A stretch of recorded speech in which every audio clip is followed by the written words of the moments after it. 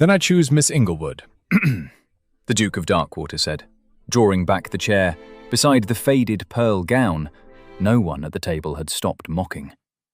Every fork stopped. Every candle seemed to burn higher. Adelaide Inglewood sat with one hand pressed flat to the damask she had restored herself, the cloth smooth beneath her trembling fingers.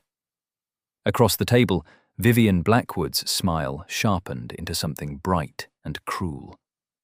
Beside Vivian, Ulrich Otterlein lowered his glass as if the wine had soured. The Duke did not explain why he had refused the place of honour beside the most admired lady in the room. He did not glance toward the guests who had laughed. He simply placed one hand on the back of Adelaide's chair and waited while the whole supper table understood that he had chosen the poorest dressed woman at Darkwater Manor. Adelaide did not yet know that Dominic's own humiliation had been stitched into the evening long before hers. The dining room was heavy with the scent of roasted meat, beeswax, and winter roses forced too early in glass bowls. Candlelight flared against silver plates. It flared against Vivian's garnet velvet and Charlotte Fairchild's new French gauze. It also flared pitilessly against the frayed hem of Adelaide's gown. She had spent 3 nights over that gown. She had re-dyed the silk with her mother's old recipe of blue-gray wash and vinegar. She had caught the torn cuffs with stitches so small they had made her eyes water by candle stub. She had pressed the skirt beneath a warming pan and prayed the low light would hide what pride could not. She had been wrong. "Some garments," Vivian had murmured a few moments before lifting her own wrist so the diamonds at her glove could answer the candles should be retired alongside their owner's brighter prospects. Ulrich had laughed. It was a smooth, easy sound. Adelaide remembered once thinking that laugh charming. Now it landed like a spoon against bone. "Indeed," he said, "though one must admire the persistence of a woman who refuses to know when a season is over." A few guests smiled into their napkins. One young lady covered her mouth with her fan, not from shock, but delight. Adelaide had done what she always did. She smiled. It was a bright, steady expression, made to assure the table that she was not wounded, not bitter, not a burden anyone would have to carry. It was the smile of a woman who knew that a poor relation survived by making everyone else comfortable. "The winter air is quite harsh this year," Adelaide said to her empty plate, keeping her voice light. "One makes do with what is warm." She reached for her water glass. Her fingers trembled. She pressed them harder to the restored damask until the shake stopped. Useful women were tolerated. Wounded women were sent away. Then came the scrape of heavy mahogany against the floorboards. Dominic Ashcombe, Duke of Darkwater, walked the length of his own table. He did not shout. He did not demand apologies. He passed the empty seat beside Vivian, stopped at Adelaide's side, and spoke his choice. The silence that followed was so complete that Adelaide heard the soft hiss of candle wax falling into the silver branch. A duke did not sit halfway down his table. A duke did not take supper beside an impoverished gentlewoman hired to mend household linen. Yet Dominic settled into the chair, signaled a footman for his wine, and turned toward Adelaide as if there were no more natural place in England for him to be.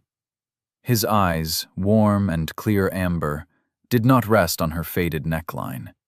They lowered instead to the cuff at her wrist, where the blue-gray stitches lay in a perfect line.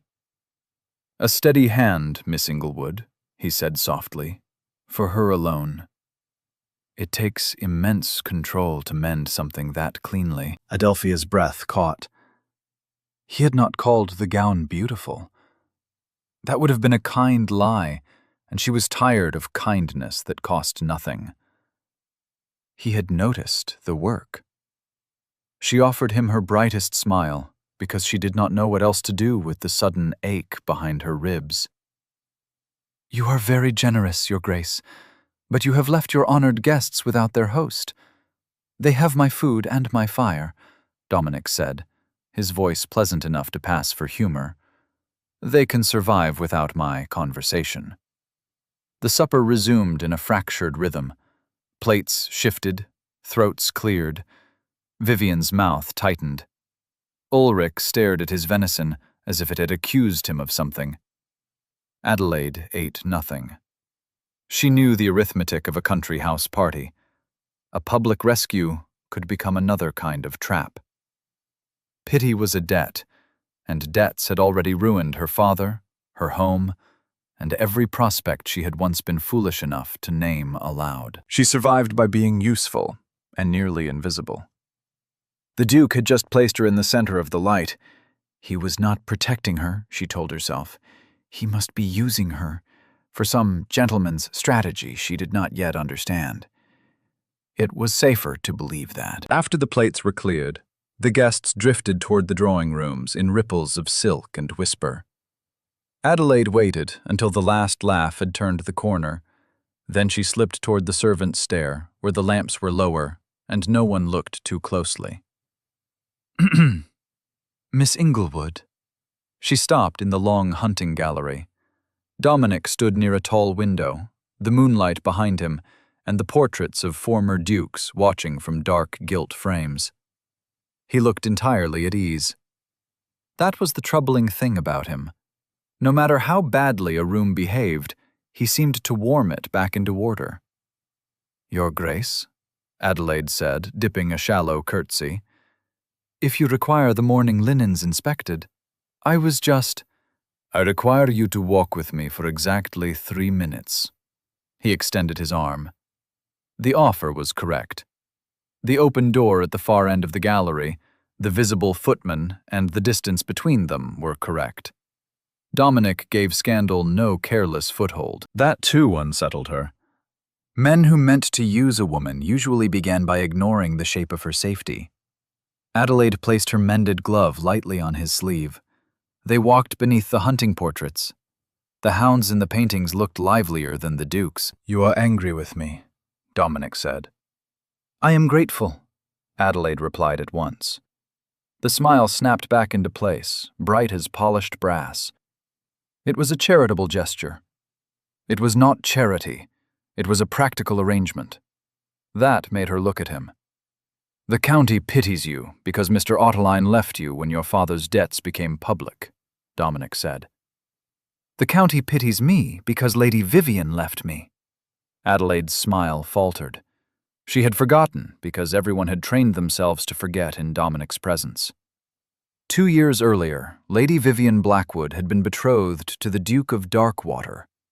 The supper had been planned. The cards had been printed. Then Vivian had eloped with Ulrich Ottoline 3 hours before the guests arrived. Dominic had smiled through the empty chair. He had ordered the wine poured. He had sent the runaway pair a wedding gift so elegant that the county spent a month praising his magnificent good humor. "They do not pity you," Adelaide said quietly. "They adore you. They adore that I do not make them uncomfortable." Dominic's tone remained warm, but for a moment the warmth seemed to come from a lamp burning low on oil. "If we appear as allies during this hunt season, they will be so busy whispering about my eccentric judgment that they may forget to look at your dress, and they will stop asking whether I am quite recovered from my broken heart." A false comfort pact, Adelaide thought. A shield for them both. "I am here to earn my keep, Your Grace. I have estate linen to restore. I cannot play at society." "The arrangement allows you to remain here and finish your work without interference." He said it gently. He also stepped back, giving her the full width of the gallery. No command, no pressure dressed as gallantry. A choice. Cold men could be predicted. Cruel men were easy to refuse. A warm man was more dangerous. Warmth invited leaning, and Adelaide knew what happened to women who leaned too far. "Very well," she said. 3 minutes of walking a day. No more." Dominic's smile was quick and real. "We shall start with 4 tomorrow. Good night, Miss Inglewood." The next morning, the asymmetry of their world stood plain as the winter sun. Adelaide paused outside the breakfast room with a basket of frayed napkins balanced against her hip. Through the open doors, she watched Dominic move among his guests. Sunlight seemed to follow him. He poured tea for a dowager who complained of draughts. He laughed at a baron's terrible joke. He settled a dispute between 2 squires about hunting boundaries with such ease that both men left believing themselves the winner. He was the golden center of the county. Adelaide turned away with her basket. "Oh, Miss Inglewood."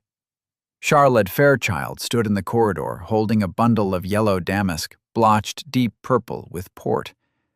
Her expression was sweet, careless, and very young. "Since you are so clever with your little needles, I wonder if you might freshen these for my mother. There's a good girl." She held the bundle out as one might offer scraps to a housemaid. Adelaide's hands ached from dye vats and cold water. Her private wish, the one she never said aloud, was to build a ledger of paid commissions, a modest cottage, a workroom with clean light, a life where no one handed her another woman's carelessness and called it opportunity. But the smile came up before the want could show. "Of course, Lady Charlotte. I know where the linen press is. I would be happy to." Lady Charlotte. Dominic stepped out of the breakfast room. He did not glare. He did not snatch the cloth away. He approached with such courteous warmth that Charlotte's shoulders relaxed before she realized she was in danger of being corrected. "What a magnificent weave," Dominic said, examining the stained damask without touching it. He looked to Adelaide for one brief second, then back to Charlotte. "Miss Inglewood's restoration skills are retained by the Darkwater estate this week. However, Mrs. Croft manages all outside commissions. I shall ask her to prepare terms for your mother.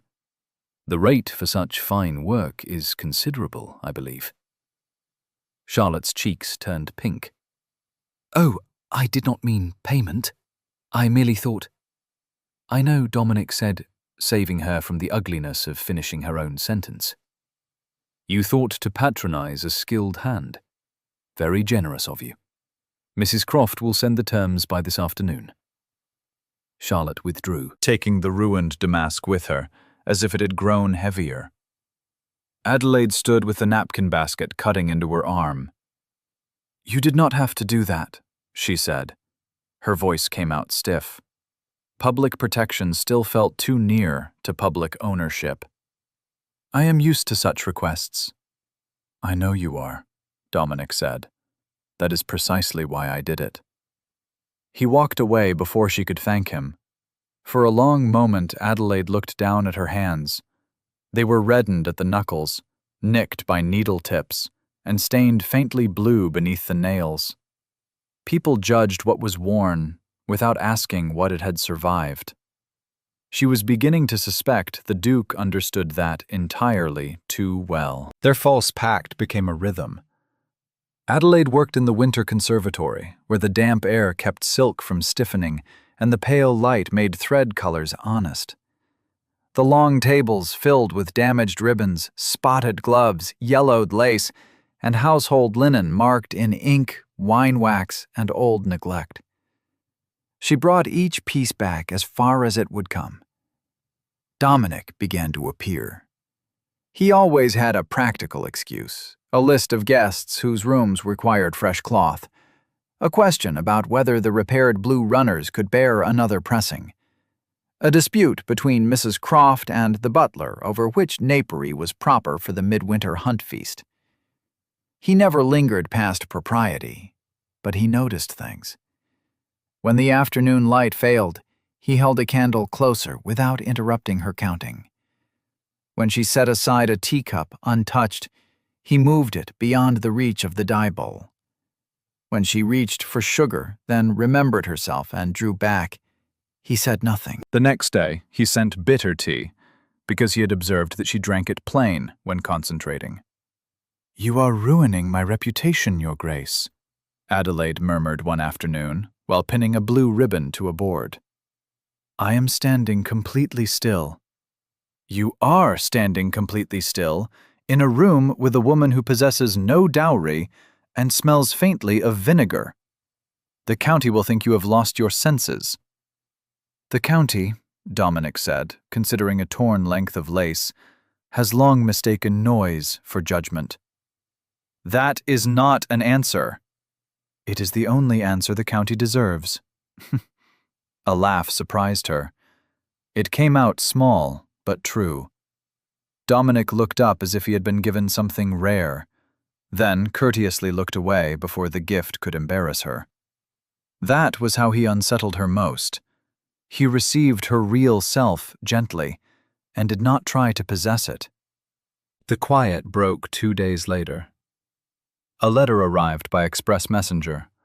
Vivian and Ulrich, who had gone to visit a neighboring estate, announced their return for the grand midwinter hunt feast. The wording was all politeness. The intention was not. Adelaide heard it from 2 maids whispering near the linen press. "They say Lady Vivian has asked to add a toast." "A toast to whom?" "To Miss Inglewood." The second maid winced as if she had heard china crack. Adelaide kept folding a tablecloth. Fold, smooth, turn. Fold, smooth, turn. If her hands kept moving, no one would see that her stomach had gone cold. They were not returning for the hunt. They were returning to finish the joke. They could not bear that the Duke had lifted her in front of them, so they would place her beneath the candles again and make her poverty into entertainment. That night, Adelaide went to the dining room to retrieve a ribbon sample left on one of the side chairs. The room was nearly dark. One candelabra burned on the great mahogany table. The long rows of empty chairs looked like witnesses waiting for a trial. Dominic stood beside the place nearest the head. He was alone. Adelaide stopped in the doorway. She had never seen him without his public grace. The golden host was gone. His shoulders looked heavy. His face, stripped of easy welcome, seemed older by several years. In his hand, he held a small rectangle of cream-colored card. Her slipper made the faintest sound. He turned. For an instant, she saw the instinct rise in him, the smile readying itself, the warmth gathering like a cloak he meant to put on for her sake. Then it failed. He was too tired to bless the room. "I found this in the steward's desk," Dominic said. His voice was flat. "The seating card from the betrothal supper, 2 years ago." Adelaide stepped in slowly. "Vinian's name is printed on it." He turned the card over with care, as if it were still sharp. "She left 3 hours before the guests arrived." "Your Grace," Adelaide began, and the old, bright voice almost came to rescue them both. "You should not dwell on— Do you know what Lord Hampsley said to me that night?" Dominic looked up. His amber eyes had gone dark with an old, airless hurt. "He patted my shoulder and called me a true gentleman, because I did not shout, because I ordered the wine poured, because I smiled." He set the card on the table. "I have smiled for 2 years, Miss Inglewood. They congratulate me on my good humor. They praise my resilience. Not one of them has ever asked whether I could breathe." The room seemed to grow smaller. He was not cold. He had never been cold. That was the wound. His warmth had become a duty so complete that no one thought to warm him in return. He had made himself comfortable for everyone, until even his pain had learned manners. Adelaide looked at him, and recognition moved through her with the force of a bruise pressed by accident. "You bless them," she whispered. Dominic went still. "What?" "You bless the people who hurt you." She stepped closer. "You smooth their paths.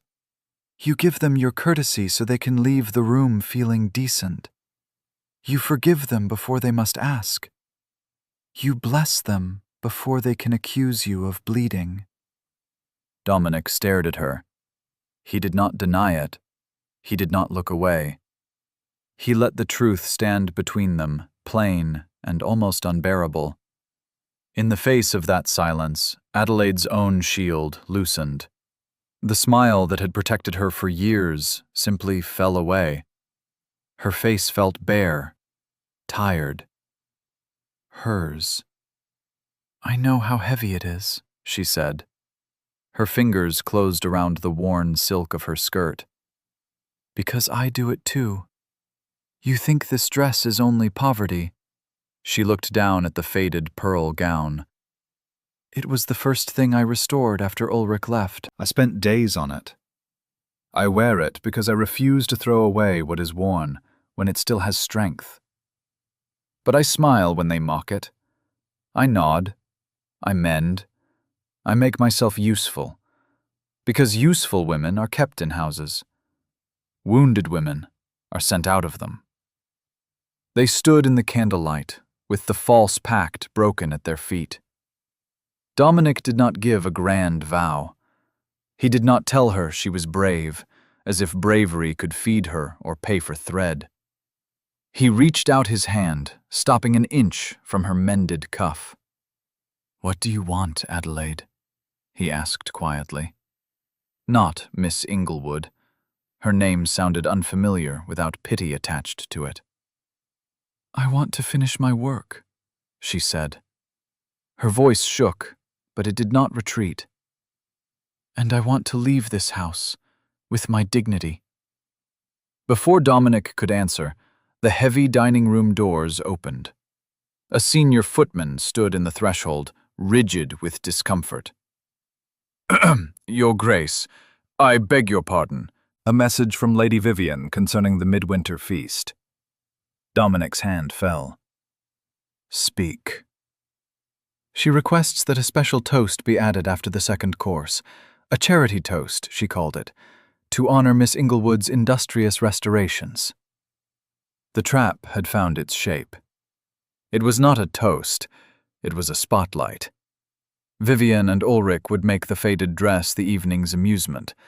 They would force Dominic to sit at the head of his own table, while Adelaide was turned into a story everyone could repeat on the ride home. 2 days before the feast, the house filled with guests. Carriage wheels ground over the frozen sweep. Portmanteaus appeared in the hall. Footmen carried cloaks damp with sleet. The air smelled of wet wool, polished wood, and gossip. Vivian entered as if she had never humiliated the house she now praised. Ulrich followed with his easy smile and his gloved hands. They did not shout insults. They were too skilled for that. "Oh, Miss Inglewood," Vivian said in the drawing-room, admiring the newly restored damask curtains. Lady Hampsley was asking after the clever woman responsible for Darkwater's improvements. "She has several pieces of lace in need of attention. I nearly recommended you." Adelaide sat in the corner with a book open in her lap. The page blurred. "Nearly?" Charlotte Fairchild asked, too curious to be kind. Vivian's smile remained soft. "Patronage is a delicate matter. Skill is useful, of course, but ladies must consider whether a woman invited near their trunks and linen presses understands her place. One unfortunate evening can close many doors." Ulrich stirred his tea. A woman who hopes to sell her hands should be careful not to make herself ridiculous before those who might employ them. The room received the warning politely. That was what made it cruel. This was no longer only about the faded gown. It was not even only about Dominic's table. Vivian meant to reach beyond Darkwater, into every drawing room where Adelaide might one day ask to be paid. She meant to turn Adelaide's future into a cautionary story before it could begin. Adelaide's old instinct screamed at her to smile, to tilt her head, to make herself harmless. But the smile would not come. The conversation in the dark dining room had spoiled it. Once someone had seen the hollow place behind the brightness. She could not pretend to herself that it was a home. That afternoon, she packed her small trunk in the narrow room allotted to her near the housekeeper's passage. 2 gowns, 3 linen shifts, her mother's dye notes, a packet of needles wrapped in blue thread. She placed the faded pearl gown on top, then stopped and drew it out again. If she left, she would wear it. Let the road see what the table had mocked. She went to the steward's office to request a carriage to the village where the mail coach would pass before dawn. Dominic was there instead. He stood over the great leather-bound seating ledger for the feast. A quill lay in his hand. He had been writing. Adelaide stopped at the threshold. "Mrs. Croft told me a trunk was being carried toward the servants' stair," Dominic said, still looking at the page. "I thought you might come here before asking for the carriage." Her hand tightened on the doorframe. "You are leaving," he said. "It is for the best, Your Grace." Adelaide stayed in the doorway. "If I attend, they will mock me. If you defend me, they will mock you. And if Lady Vivian turns half the county against my work before I have even begun, then I shall leave with no name, no position, and no future to sell." Dominic looked at her then. He did not block the doorway. He did not reach for her trunk. He did not make the mistake of calling fear by another name and commanding it to obey. "Look at the ledger," he said. Adelaide stepped forward. At the Duke's right hand, where Vivian's name had been written in a neat housekeeper's script, Dominic had crossed out the entry. In its place, his own hand had written, "Miss Adelaide Inglewood, restorer to Darkwater Manor." The ink was still dark. "I am not changing it back," Dominic said. "The seat is yours. The work is yours. You have spent your life making worn things worthy of being seen again. If you choose to leave, the carriage will be ordered. But I will not give your place to the woman who means to mock you from it." He set down the quill and stepped aside. "I cannot fight this for you," he said. "I can only refuse to arrange the room against you." Then he left her alone with the drying ink. Adelaide stood very still. The line of her name looked almost indecent in its boldness. Not guessed by charity. Not dependent by tolerance. Restorer. A word attached to labor, not shame. She touched the edge of the page, careful not to smudge it. The first decision was not to stay. The first decision was to stop letting fear call itself dignity. The midwinter hunt feast was a triumph of candles and polished glass. The great hall glittered. 60 guests sat beneath garlands of laurel and winter berries. The yellow damask ran the length of the table, restored so cleanly that only Adelaide knew where the wine stain had been. The chair ribbons, once faded in an attic trunk, shone soft blue in the candlelight. At the head of the table, the seat to the Duke's right remained empty. Vivian sat to his left, her smile calm and victorious. "It seems your charity case lacks the courage for society," she murmured, raising her glass. "A pity. I prepared such a useful speech." In the side passage beyond the great hall, Adelaide heard the words through the half-open door. Her cloak lay over one arm. Her trunk had been carried as far as the servants' entrance. For one terrible moment, the old path opened before her. The kitchen passage, the waiting yard, the cold road, safety purchased by absence. She touched the cuff of her faded gown. The blue-gray stitches were even. Her hand had been steady when her heart had not. That, too, was an answer. Adelaide gave the cloak to the nearest maid.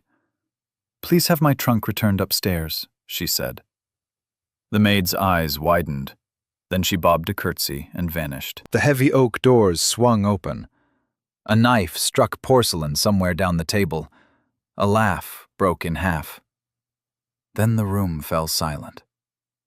Adelaide Inglewood walked in, wearing the faded pearl gown. It was pressed clean and completely unhidden. The worn silk caught the candlelight softly. The blue-gray stitches at her cuffs showed plainly. She had not added a ribbon to distract from them. She had not borrowed jewels. She had brought no decoration that lied. Every eye tracked her down the length of the hall. She felt the heat of their judgment. She felt the old smile rise to soothe it. She let it die before it reached her mouth. Dominic stood. He drew back the chair of honor. Adelaide sat. The sound that moved through the room was not quite a gasp, not yet respect. Something more uncertain, and therefore more useful. Ulrich let out a low. Well, a brave entrance for a gown that has seen 3 monarchs. A few titters answered him. Vivienne rose at once, tapping a spoon against her crystal goblet. The note rang sharp and pretty. My lords, ladies, she began, I wish to propose a toast. To Miss Inglewood. We must all admire her industry. It takes a very particular desperation to stitch scraps together and call it a wardrobe. We must applaud His Grace for giving shelter to those who have nothing left to offer society but gratitude. Her smile settled on Adelaide like frost. To charity. Before any glass could lift, before Dominic could speak, Adelaide stood. Her chair scraped back across the floor. The sound traveled to the last place at the table. You are mistaken, Lady Vivienne, Adelaide said. Her voice was not loud. It did not need to be. It was clear, and the hall had already gone hungry for what she might do. It is not charity. It is craft. Vivienne's smile held, but only because pride nailed it there. Adelaide looked down at her own gown. This silk was woven 20 years ago. It faded, it tore, the seams weakened, but the cloth was strong. I restored it with my own hands. I dyed it, I mended it, I saved it from the fire. She turned to the table, and I did not stop there. Her hand rested on the yellow damask beneath her plate. This cloth was stained with port 3 days ago. I restored it. Charlotte Fairchild lowered her eyes. The chair ribbons, Lady Charlotte, were salvaged from the estate attics. Adelaide looked toward the Dowager Countess at the far end. The lace gloves you praised this evening, my lady, were repaired yesterday afternoon. The Dowager's gaze dropped to her own hands. Her expression changed first to surprise, then something like shame. Adelaide continued, her voice steadier now because each word belonged to something real. The curtains in the drawing room, the blue runner in the gallery, the napkins folded beside every plate. You have admired all of them this week. You called the house elegant. You called the feast beautiful. You called the work invisible because you did not know whose hands had done it. No one moved. The servants along the wall stood utterly still. Mrs. Croft, near the lower door, had one hand pressed to her keys. Adelaide lifted her chin. You sit here wrapped in my work. You call it beautiful until you remember the maker is poor. But making worn things beautiful does not make the maker worn-out goods. I am not a leftover. I am not an object rescued for your amusement. And I am not your charity. The silence after that was different. It had weight. Dominic rose beside her. For one breath, Adelaide feared he would take the moment from her, out of love, the way men sometimes called possession, protection. But he did not move in front of her. He did not speak over what she had claimed. He stood at her side and let the room see that he came after her truth, not before it. He lifted his glass. To work honestly done, he said. No one dared refuse the Duke's toast. Glasses rose, some quickly, some with visible reluctance. Dominic did not drink yet. "For 2 years," he said, his voice carrying through the hall, "this county has praised me for my good grace. You praised me for smiling when I was abandoned. You praised me for making no scene. You praised me for being comfortable to watch." His hand found Adelaide's, not as display, but as answer. He laced his fingers through hers, in full view of the 60 guests. "I was not comfortable.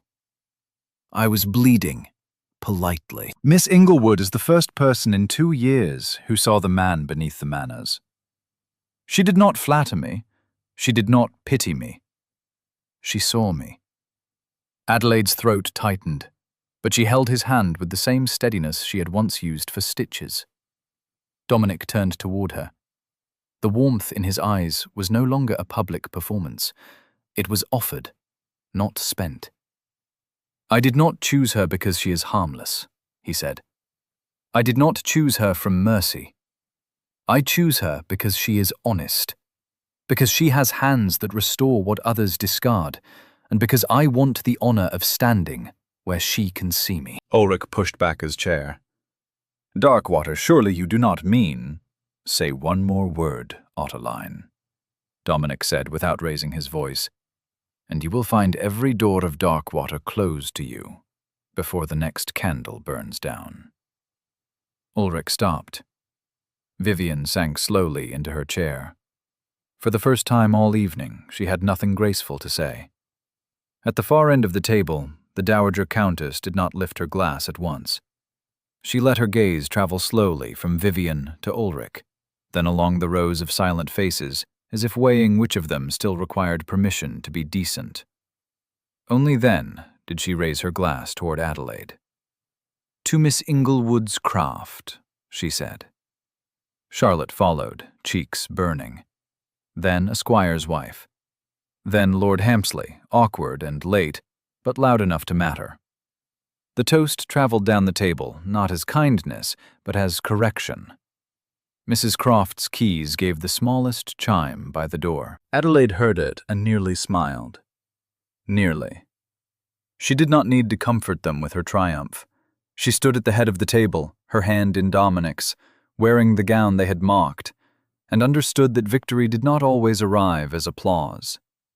Sometimes it arrived as a room learning to be ashamed. Weeks later, the winter loosened its grip. Snow withdrew from the hedges. The hunting parties departed.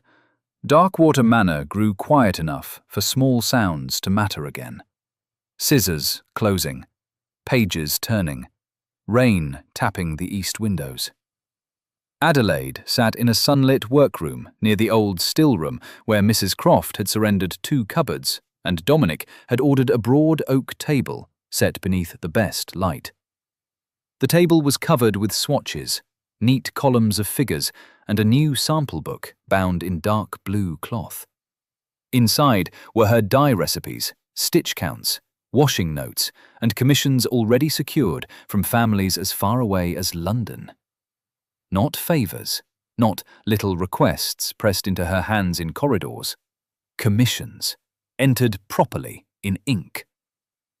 On the first page, Adelaide had sewn a narrow strip of faded pearl silk cut from the inner seam of her dinner gown. It was no longer a sign of shame. It was proof of origin. The door opened after a careful knock. Dominic came in, carrying 2 porcelain teacups. His cravat was loose, his hair stirred by wind, and 1 cup rattled lightly against its saucer. "The footmen are terrified of this room," he said. "They believe if they touch anything, you will dye their liveries blue." "I considered it," Adelaide said, taking her cup. "The shade is unkind to no one." He laughed. The sound filled the little room without demanding anything from it. There was no sugar in her tea. Dominic leaned against the edge of the table and looked down at the sample book with the solemn respect another man might give a treaty. Then he reached into his waistcoat pocket and drew out a small cream-colored card. He set it beside her ledgers. Adelaide knew it before she read the faded print. The unused seating card from his abandoned betrothal supper. Vivian Blackwood. The name sat there pale and old, like a ghost that had finally lost the power to frighten a house. "I kept it," Dominic said, "because the paper is excellent, and because I thought the size might be useful." Adelaide's fingers closed around her teacup. "For another dinner?" she asked. "For the spring season, perhaps?" He paused. Only this time the name ought to be correct. The warmth of the room shifted. Adelaide looked at the card, then at him. The old fear, smaller now but not dead, rose with careful feet. A duke's kindness could be a beautiful room with the door locked from the outside. A noble gesture could become a debt. A woman could be praised in public and still lose the right to belong to herself. "I will not have pity printed in fine script," she said quietly. Dominic went still. "It was one thing to stand beside me when Lady Vivian tried to shame me," Adelaide continued. "It was another to let me work to send paid commissions to give me this room. But if this card is meant to make amends for what they did, or to reward me for surviving it prettily, then I cannot take it." The words cost her. She felt each one leave the last warm place in her chest. Dominic did not look wounded. He looked as though he had been trusted with a door and meant not to force it. "No," he said softly. "Not pity." He picked up the card, then placed it back down between them, closer to her than to himself. "If you refuse me, every commission remains yours. This room remains yours.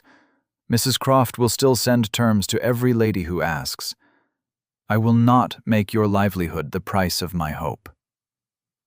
Adelaide's breath caught.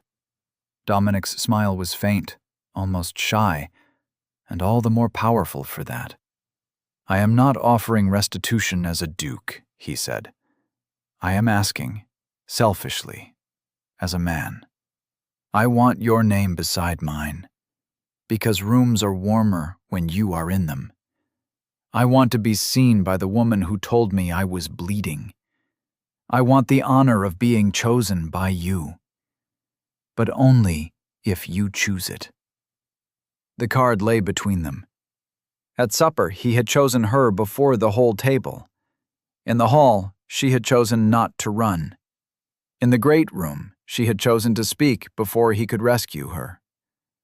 Love, she was beginning to understand, was not one grand rescue at the end of humiliation. It was room made for two free choices to stand beside each other. Adelaide drew the card toward her. "I will not send this one to the printer," she said. "No, no." She dipped her pen. "This one has already carried enough of other people's names." With steady, precise strokes, she crossed out the old print. Beneath it, she wrote, "Adelaide Inglewood. By craft. By choice." She set the pen down. Dominic looked at the card for a long moment. When he lifted his eyes, the old public smile was gone. What remained was simpler and far dearer. He offered his hand across the work table. Adelaide stood without waiting for a chair to be drawn back. She stepped toward him in the quiet light of her own room, took his hand, and chose him where no one had to watch.